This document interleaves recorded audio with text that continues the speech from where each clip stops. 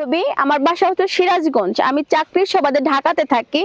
তো হচ্ছে আমি একটা ডিভোর্সি মেয়ে। যেহেতু আমি ডিভোর্সি মেয়ে, ফ্যামিলিতে আসলে ডিভোর্সি মেয়েদের বুঝেনি তো, গ্রাম অঞ্চলে একটু বেশি প্রবলেম, মানুষ এটা সেটা বলে। এইজন্য আমি আসলে ঢাকা জব করি আরকি। চাকরির সুবাদে ঢাকাতেই থেকে থেকে গেছি এখানে। তো আসলে এখন আমি একটা বিয়ে শাদী করব। তো যদি এরকম কেউ থেকে থাকো যে ডিভোর্সি জানার পরে বা ডিভোর্সি মেয়েকে বিয়ে করতে চাও, তারা আমার সাথে যোগাযোগ করতে পারো। আচ্ছা, আপনার পরিবারে কে কে আছে? আমার পরিবারে মা, বাবা, বোন এবং আমি। আমার আসলে ভাই নেই তো। ও আচ্ছা, আপনার বাবা কি করেন? আমার বাবা এমনি দোকান করে। দোকান করে। জি। তো আপনার বাবা মানে আপনি যে ডিভোর্সি, আপনার বাবা বিয়ে দেওয়ার জন্য কি কোনো পাত্র খোঁজে নাই, আপনাকে আসতে হলো?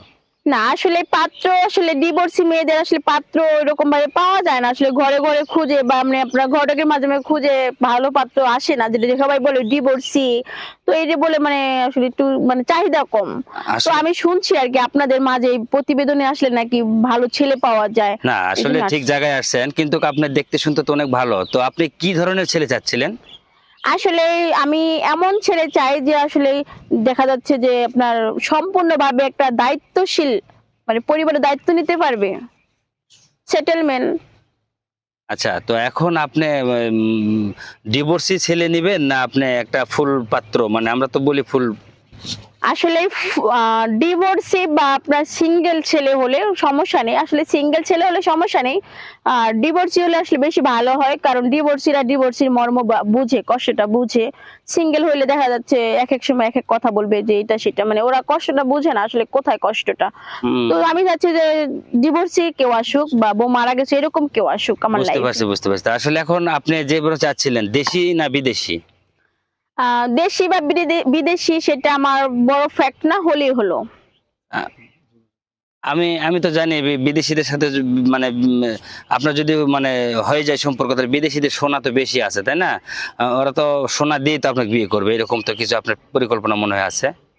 না আসলে এরকম এত লোভী, আমি এত লোভী না, ঠিক আছে। দেন হচ্ছে ওরা ভালোভাবে রাখতে পারে ফ্যামিলি সুখের জন্য ওরা প্রবাসে থাকে, ঠিক আছে। দেন বিদেশ হইলে আমার সমস্যা নেই। না, আসলে বাঙালি নারীরা সবসময় প্রবাসী ছেলেরা চায় শুধু খালি সোনা নেওয়ার জন্য। না আমার, ওদের নাকি সোনা মানে বেশি ভালো পায় এবং দামি সোনা, তাই? না আমার এরকম কিছু না। তবে ওরা মর্ম বুঝে, কষ্ট বুঝে, ওরা ফ্যামিলিকে অনেক টেক কেয়ার করে এবং দূরে থেকে ওরা অনেক যত্নে রাখার চেষ্টা করে আর কি, যেভাবে পারুক। আচ্ছা, আপনি তো আপনার সঙ্গে যদি বিবাহিত একটা ছেলে যোগাযোগ করবে, তাহলে কিভাবে যোগাযোগটা করবে?